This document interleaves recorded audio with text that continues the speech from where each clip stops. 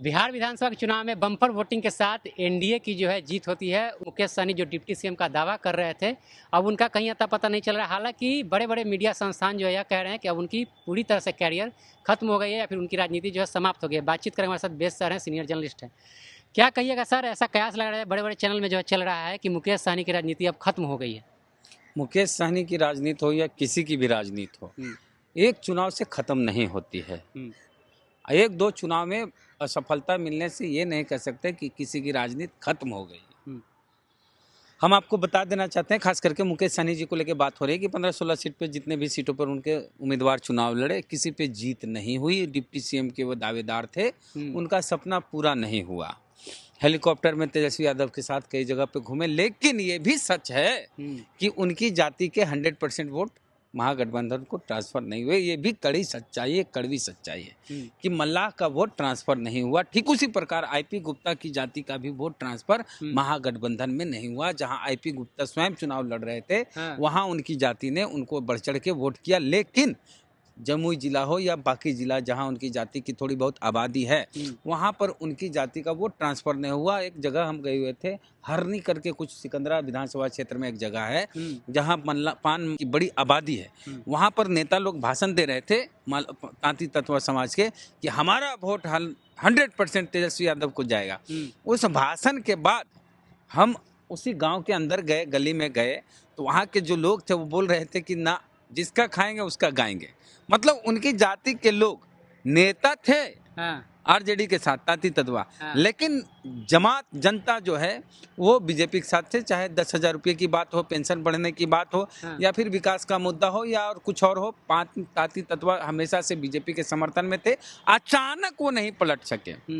किसी के घर में कोई अखबार आ रहा हो, दैनिक जागरण हो, 10 साल से आ रहा हो, अब उसको अचानक कहीं नहीं, दैनिक जागरण नहीं लो, हिंदुस्तान लो, चाहे प्रभात खबर, दैनिक भास्कर, तो अचानक से नहीं हो सकता है। तो कहीं ऐसा नहीं हो सकता अचानक टिकट मिलने से या फिर अचानक गठबंधन होने से? अचानक गठबंधन, हाँ, गुप्ता जी को इतना वक्त नहीं मिला कि वो अपने जाति और समाज को समझा सके कि बीजेपी को नहीं महागठबंधन को वोट दो। जो आदतन या शौक से, चाहे समर्थन से, भक्ति भाव से बीजेपी को वोट कर रहे थे, वो बीजेपी को ही वोट किए। गुप्ता जी की जाति का वोट सिर्फ गुप्ता जी को मिल गया उनकी पार्टी से, लेकिन बाकी आरजेडी हो, वीआईपी हो, लाल सलाम वाले हो, किसी दल को नहीं मिला है। खैर, तो पहले से जुड़े हुए थे सर इनसे। सहनी जी की बात जहां तक है, मुकेश सहनी की जाति का भी वोट 100% ट्रांसफर नहीं हुआ, ये हम कह रहे हैं और ये बात सच है। देखिए, मल्लाह समाज के नेता मुकेश सहनी हैं, लेकिन मल्लाह समाज के नेता बीजेपी में भी तो हैं। राजभूषण निषाद केंद्र में मंत्री हैं। मदन सहनी जदयू के बहुत बड़े नेता हैं, लगातार 4 बार चुनाव जीते हैं। 3 बार बहादुरपुर से, 1 बार गौराबराम से जीते हैं। मदन सहनी जो लगातार 4 बार चुनाव जीते, उनको आप हल्के में नहीं ले सकते हैं। मुकेश सहनी आज तक एक भी चुनाव नहीं जीते, ना विधायक का ना सांसद का, लेकिन मदन सहनी लगातार 4 चुनाव जीते हैं विधानसभा का। रमा निषाद आ गई, उनके पति बीजेपी में थे, फिर कांग्रेस में गए, फिर बीजेपी में आ गए, अब मंत्री भी बन गए। और हरी सहनी हो, कई मल्लाह नेता एनडीए में भी तो हैं। तो मुकेश सहनी का प्रभाव कम इसलिए हो गया क्योंकि जो भी गठबंधन हुआ था, गठबंधन स्पष्ट नहीं था। बहुत देर कर दिए ये लोग सीएम डिप्टी सीएम का चेहरा बनाने में। और मुकेश सहनी के कई उम्मीदवार जिनको वापस होना पड़ा, जिसमें उनके अपने सगे भाई भी थे, हाँ, संतोष निषाद, संतोष सहनी जी राष्ट्रीय अध्यक्ष हैं वीआईपी के, मुकेश सहनी के भाई, उनकी पार्टी के, उनको बैक फुट पे आना पड़ा, पीछे हटना पड़ा, क्योंकि एक जिद्दी उम्मीदवार, राष्ट्रीय जनता दल का बागी उम्मीदवार इतना जिद्दी कि वो वापस नहीं हुआ। लालू जी के निर्देश के बाद, तेजस्वी जी की रैली के बाद भी वो बैक नहीं हुआ। तो मुकेश सहनी ने बहुत बड़ा त्याग किया और अपने भाई को कहा कि पीछे हट जाओ। जिस भाजपा ने मेरे 4 विधायक लिए, उसको 40 विधायक हराना है, लेकिन कामयाब नहीं हुए।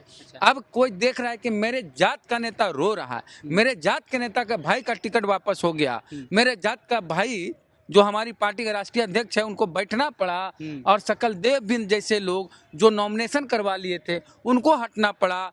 इंदु गुलाब यादव जो हैं, गुलाब यादव जी की बेटी, उनको अपना नॉमिनेशन वापस लेना पड़ा या बैठना पड़ा। ये सब कुछ देखते हुए मल्लाह समाज कहा कि हमको महागठबंधन में ले लिया, लेकिन हमको टॉर्चर किया जा रहा है आरजेडी की तरफ से, हमको सम्मान नहीं दिया जा रहा। Torture sir? अरे सारा त्याग, कुर्बानी, बलिदान सब मल्लाह करेगा, मुकेश सहनी। हाँ, महागठबंधन हुआ तो सब त्याग मुकेश सहनी करेंगे, भाई को मुकेश सहनी करेंगे, इंदु गुलाब को मुकेश सहनी बैठाएंगे। हाँ, और कौन बिंद है, सकलदेव बिंद को मुकेश सहनी बैठाएंगे। हाँ, आरजेडी का एगो बागी उम्मीदवार इतना बड़ा तेवर में है कि वीआईपी पार्टी के राष्ट्रीय अध्यक्ष को बैठना पड़ेगा। ये सब देखते हुए मल्लाह समाज के लोगों ने गुस्से में कहा कि नहीं देंगे आरजेडी को वोट, दे दिया बीजेपी को। अपने में टांग खिंचाई चल रही ये आपस में पहले ही लोग लड़ रहे थे। और दूसरी बात, फ्रेंडली फाइट हो रहा है भैया, भाजपा से लड़ने का दम नहीं और अपने में लड़ने में पहलवानी कर रहे हो। हम कांग्रेस से लड़ेंगे, हम आरजेडी से, हम लोग फ्रेंडली फाइट करेंगे। लड़ना है आपको भाजपा से, जदयू से, लेकिन लड़ेंगे भाजपा से नहीं, न जदयू से, लड़ेंगे किससे? तो कांग्रेस से। कांग्रेस को हरा दिए ना हर जगह, अपने भी हार गए ना हर जगह। फ्रेंडली फाइट वाला हम कहाँ जीते हैं? हमको नहीं लगता कि कहीं जीते होंगे। खैर, मुकेश सहनी की राजनीति की बात हो रही थी, खत्म हो गई? बिल्कुल नहीं। हम आपको 2015 के चुनाव को याद दिलाते हैं, जब रामविलास पासवान जी जीवित थे और बीजेपी के साथ एनडीए में थे। और उस चुनाव में मांझी जी नई नई पार्टी बनाए थे, पहली बार चुनाव लड़ी थी उनकी पार्टी हम। मांझी जी 21 सीटों पर चुनाव लड़ रहे थे, जिसमें अपने 2 सीटों पर लड़ रहे थे, मखदुमपुर और इमामगंज। उस चुनाव में मांझी जी सिर्फ 1 सीट पे चुनाव जीते इमामगंज में, बाकी जगह हार गए 20 सीट पे। उस चुनाव में रामविलास पासवान जी जिंदा थे, उनकी पार्टी 42 सीटों पर चुनाव लड़ रहे थे, बीजेपी के साथ एलायंस था, और कुशवाहा जी भी उसमें थे, मांझी जी भी थे, रामविलास जी। 42 में सिर्फ 2 सीटों पर रामविलास जी की पार्टी जीत पाई, एक लालगंज, एक गोविंदगंज। हाँ, दोनों जगह सिर्फ 2। अब सोचिए 42 में 2 से, उस समय भी कहता था कि लोजपा खत्म हो जाए, ऐसा कुछ था। तो 1-2 चुनाव, उसके बाद फिर लोजपा टूट गई। फिर लोजपा के एक विधायक बने राजकुमार सिंह मटिहानी बेगूसराय से, तो लोगों को लगा खत्म, सब कुछ खत्म। लेकिन सब कुछ खत्म नहीं होता है। मुकेश सहनी जी दोबारा अपने समाज के बीच जाएंगे, और मुकेश सहनी जो अपमानित हुए, हम सीधे तौर पे बोलेंगे, इस चुनाव में मुकेश सहनी का अपमान हुआ है, सम्मान नहीं मिला है। और डिप्टी सीएम का झुंझुना देके सीट वो मांग रहे थे 60 को, मिला 15 को। समाज देखता है ना भाई कि मेरा नेता मांग रहा है 60 को, मिल रहा है 15 को, उसमें भी कह रहा है वहां बैठो, वहां बैठो, वहां बैठो। यह भी कारण, हाँ, ये कारण रहा है। निश्चित तौर पर महागठबंधन में एकता नहीं थी, और एक दूसरे से ही आपस में लड़ रहे थे, जिसकी वजह से इतनी बड़ी हार हुई। 10,000 को बहाना बना के आप अपनी गलती को नहीं छुपा सकते। आज नॉमिनेशन का आखिरी दिन है, आज 3-4 बजे आखिरी दिन है नॉमिनेशन का, और आज सुबह 3 बजे आप टिकट दे रहे हैं। क्या चाहते थे आप? गलत मैसेज गया, तैयारी करने का मौका नहीं मिला। जब एनडीए के उम्मीदवार आधा विधानसभा क्षेत्र घूम लिए, उस समय तक आरजेडी के और बाकी दलों के कार्यकर्ता, भावी उम्मीदवार, प्रत्याशी 10 नंबर गेट के बाहर ऐसे इंतजार कर रहे थे कि हमको मिलेगा कि उसको मिलेगा, हमको मिलेगा कि उसको। हाँ, तो जितना तड़पा के टिकट दिए हैं तेजस्वी जी, उतने तड़प रहे हैं। अब तड़प रहे हैं बेचारे। अब क्या कहें, हम तो किसी के बुरे वक्त का, हम किसी के बुरे वक्त पे आप हंसिए नहीं, वक्त अच्छा आता है। जैसे आज हम वीआईपी पार्टी को लेके कह रहे हैं, कल आने वाला कल तेजस्वी यादव का है, ये हम आज कह रहे हैं। तो क्या इस घटना के बाद तेजस्वी यादव महागठबंधन वाले सीखेंगे कि नहीं? बिल्कुल सीखना चाहिए। तेजस्वी यादव खुद कह रहे हैं मेरी उम्र कच्ची है, तो जब उनको लगेगा कि मेरी उम्र पक गई, अब हम पक्के नेता हो गए, तो निश्चित तौर पे आने वाला भविष्य, हम फिर कह रहे हैं, आने वाला समय तेजस्वी जी का है। नीतीश जी जब तक हैं तब तक हैं। नीतीश जी जब राजनीति से संन्यास लेंगे, उनकी बहुत लंबी आयु हो, हम लोग चाहते हैं, लेकिन जब वो राजनीति करने में सक्षम नहीं होंगे, उनकी पार्टी में कोई वैसे नेता नहीं है जो जदयू को संभाल सके। उनके बेटे जो है निशांत, वो इंटरेस्टेड नहीं है, और मनीष वर्मा को दरकिनार किया गया है। और जिस वर्ग का प्रतिनिधित्व जदयू करती है, अति पिछड़ा में मदन सहनी जैसे नेता हैं, तो मदन सहनी साहब संभाल पाएंगे? ये सवाल, बड़ा सवाल है। संजय झा हो, ललन सिंह हो, इन लोग से जदयू नहीं संभलने जा रहा है, क्योंकि ये सवर्ण बिरादरी से आते हैं, और जदयू का जो मेन वोटर है वो अति पिछड़ा है, लव कुश है। तो जदयू का आने वाला भविष्य क्या होगा?